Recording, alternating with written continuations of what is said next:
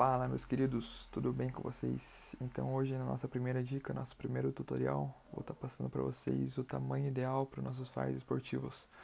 Tá passando aí alguns tamanhos padrões aí que a gente usa no dia a dia e no final vou passar o tamanho ideal, o que eu acho melhor para nossas artes. Então bora lá para nossa tela. Então bora lá, rapaziada, para começar. Nosso primeiro tamanho por questão de informação é o nosso tamanho quadrado, que é o tamanho básico no Instagram, sempre trabalhando em pixels, o tamanho 1080 de largura por 1080 de altura.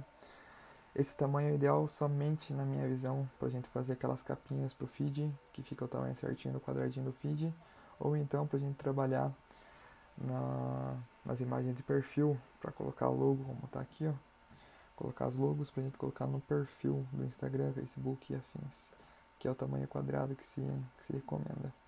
Outro tamanho é o tamanho horizontal, que eu uso nas capas de vídeo do YouTube, assim como dando exemplo aqui a capa do DVD que na empresa a gente também cria. É o tamanho horizontal, que seria 1920 de largura por 1080 de altura. Utilizo somente mesmo para capas de YouTube ou capas para outros vídeos. Outro tamanho que a gente tem aqui é o tamanho que é o ideal para o feed, que é o tamanho 1350 de altura por 1080 de largura. Esse tamanho é ideal para projetos para feed, como eu só faço hoje em dia nesse tamanho para projetinhos que eu vou postar no feed, como esse aqui que eu fiz num concurso do Atlético Paranaense.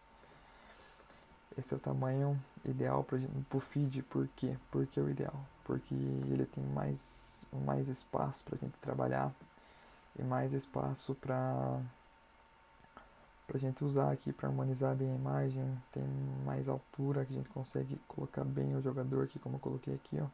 Dá pra gente utilizar bem o espaço, melhor do que o tamanho quadrado. Aqui temos por último o tamanho Stories, que seria 1080 de largura por 1920 de altura.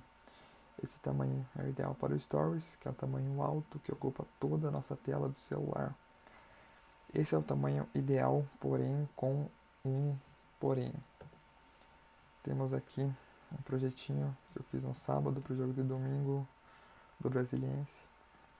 Aqui estamos no tamanho Stories, 1920 por 1080. Porém, o segredo está nessas linhas guias que demarcam o tamanho da nossa arte. Para fazer a linha guia, antes de tudo, caso não esteja aparecendo a linha guia, você pode apertar o atalho Ctrl R ou então visualizar e réguas. Daí essas linhas guias aqui a gente vai puxar da régua até a altura. E qual é essa altura? A altura eu denomino eu pego uma imagem aqui que eu fiz no tamanho do feed, 1350 por 1080, jogo aqui, e daí a partir disso eu puxo a nossa linha até em cima e até embaixo, demarcando o tamanho de uma arte do feed. Por que eu demarco? Para conseguir trabalhar a nossa arte somente dentro desse espaço, dentro do espaço do feed, que a gente consegue usar essa arte que está no tamanho de stories, tanto para stories quanto para o feed. Na minha opinião, aqui fica mais fácil, fica mais prático e dá para usar para os dois formatos. Os clientes, pelo menos, preferem dessa forma, que alguns gostam de postar no feed e no stories, facilita, e para mim também que posto na empresa, no feed e no stories também fica melhor.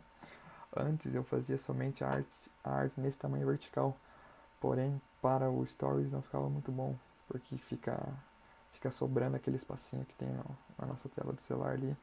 E daí eu conheci esse método que eu achei muito melhor, muito mais eficaz para nossa arte.